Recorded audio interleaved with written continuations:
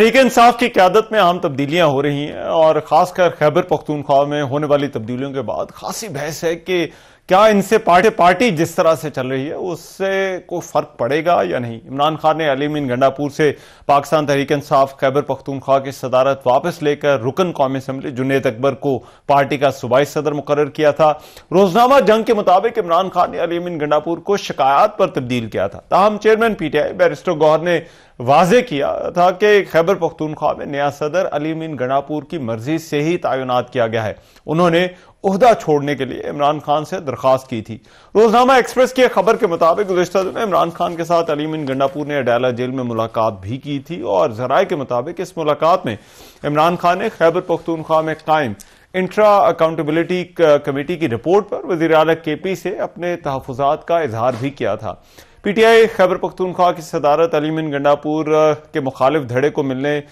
کی باتوں میں کیا کوئی صداقت ہے؟ صوبائی قیادت کی تبدیلی کی وجہ کیا ہے اور اس کے اثرات ابھی پارٹی جبکہ وہ احتجاج اناؤنس کر چکی ہے اور سوابی میں وہ اپنا جلسہ بھی کرنے جا رہے ہیں، کیا فرق پڑے گا خیبر پختونخوا کی جو تحریک انصاف جو وہاں پر ہے خیبر پختونخوا میں، وہاں پر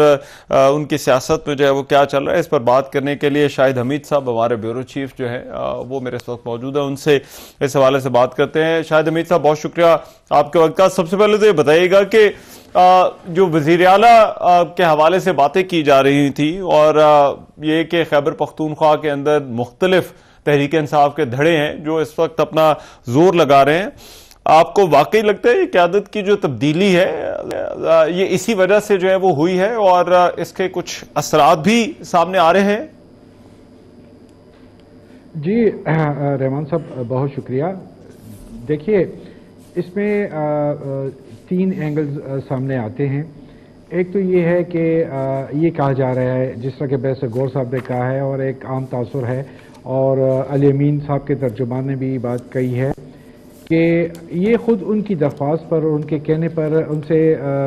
صدارت دی گئی ہے تاکہ وہ حکومت کی جانب اور حکومت کے جو امور ہیں ان کی جانب توجہ دے سکے۔ اس کا ایک اینگل یہ ہے۔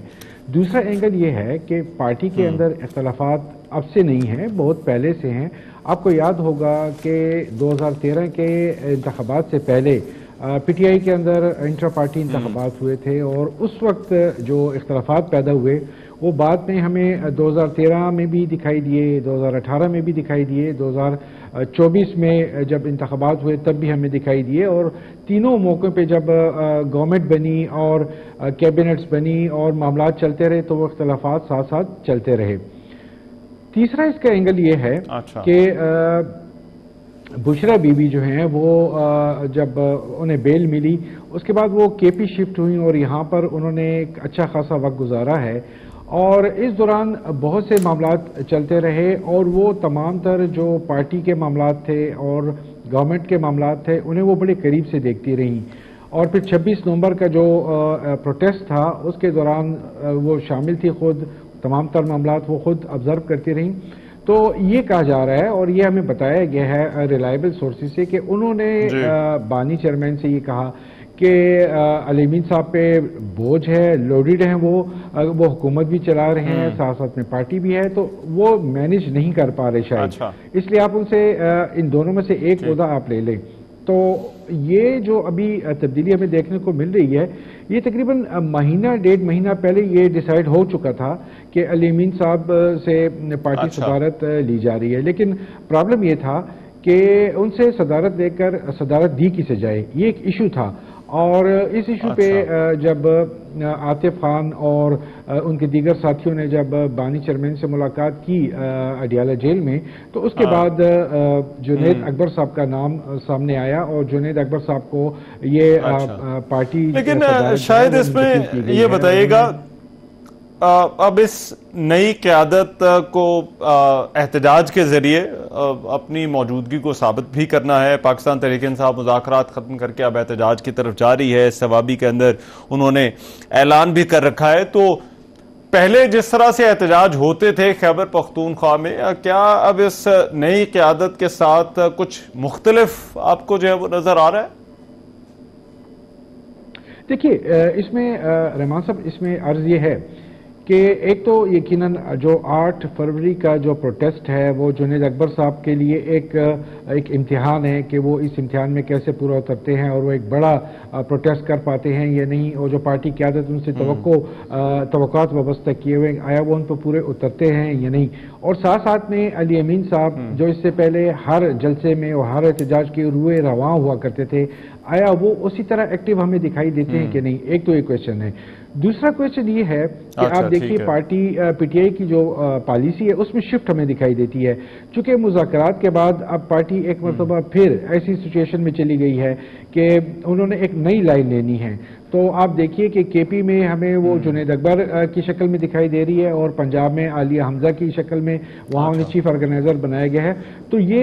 ایک نئی اسٹریٹجی ہمیں دکھائی دے رہی ہے۔ ظاہر ہے جب بھی کوئی نیا معاملہ ہوتا ہے، لیکن شاید اس کے ساتھ یہ بھی کہا جاتا تھا کہ وزیر اعلیٰ خیبر پختونخوا کی جو موجودگی تھی اور جب وہ ان احتجاجوں کو لیڈ کرتے تھے، اور یہ بھی کہا جاتا تھا کہ مشینری جو ہے وہ ان کے ساتھ آتی ہے، صوبائی جو اپریٹس ہے وہ ان کے ساتھ آتا ہے، تو آپ کو لگتا ہے کہ وزیر اعلیٰ کے نہ ہونے سے یا ان کے پاس قیادت نہ ہونے سے اور جنید اکبر کے آنے سے اس سے جو ہے وہ کوئی فرق پڑے گا؟ جی دیکھیے، یہ تو یقیناً میں نے عرض کیا نا کہ 8 فروری کو ہمیں پتہ چلے گا، لیکن کل رات کو جنید اکبر صاحب نے ایک ویڈیو میسج جاری کیا اور انہوں نے یہ کہا کہ ہم اپنے طور پہ یہ جلسہ کریں گے اور ہم گورنمنٹ سے کسی قسم کی ہم مدد نہیں لیں گے، نہ علی امین صاحب سے مدد لیں گے، بلکہ پارٹی اپنے وسائل پر یہ جلسہ کرے گی۔ لیکن آیا علی امین صاحب خود کو بالکل کٹ کر کے رکھیں گے کہ جس طرح ان کی سپورٹ کے لیے مشینری ہوا کرتی تھی، ساری گورنمنٹ مشینری، آیا وہ مشینری واقعی نہیں ہوگی یا علی امین صاحب اسے اسی طرح ایکٹیو رکھیں گے؟ تو یقیناً یہ ایک ایشو ہے اور ایک کویشچن ہے جس کا جواب ہمیں یقیناً 8 فروری کو ہی ملے گا کہ معاملات کس طرح چلتے ہیں، کس انداز میں آگے بڑھتے ہیں، اور وزیر اعلیٰ صاحب اور پارٹی کے نئے جو صوبائی صدر ہیں وہ دونوں سیم پیج پر ہیں یا ہمیں الگ الگ پیج پہ کھڑے دکھائی دیتے ہیں۔ ٹھیک، رائٹ، بہت شکریہ۔ شاہد حمید ہمارے ساتھ موجود تھے، پیرو شاور بات کر رہے تھے خیبر پختونخوا میں جو تحریک انصاف کی سیاست ہے اس کے حوالے سے۔ پروگرام میں ایک بریک شامل کریں، واپس آ رہے ہیں اس بریک کے بعد۔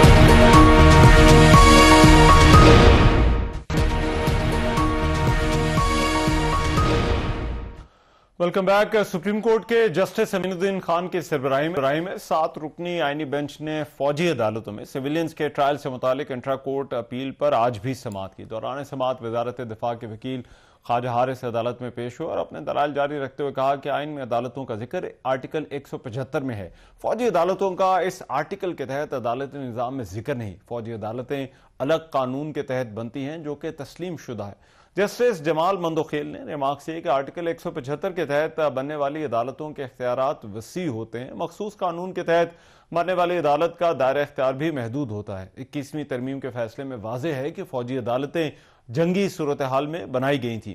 سویلینز کے ٹرائل کے لیے آئین میں ترمیم کرنا پڑی۔ خواجہ حارث نے موقف اپنایا کہ ٹرائل کے لیے ترمیم کی ضرورت نہیں تھی، ترمیم کے ذریعے آرمی ایکٹ میں مزید جرائم کو شامل کیا گیا۔ جسٹس حسن اظہر رضوی نے ریمارک سے کہ 21ویں ترمیم کے فیصلے میں مہران اور کامرا بیس کا بھی ذکر ہے۔ پاکستان کے اربوں مالیت کے طیارے تباہ ہوئے تھے، کیا 9 مئی کا جرم ان دہشت گردی کے واقعات سے زیادہ سنگین ہے؟ اس سماعت کے دوران ایڈیشنل اٹارنی جنرل بلوچستان حکومت کے وکیل سکندر محمد، پنجاب حکومت، وزارت داخلہ، وزارت قانون اور شہداء فاؤنڈیشن نے بھی موقف اپنایا کہ وہ خواجہ حارث کے دلائل کو اپنا رہے ہیں۔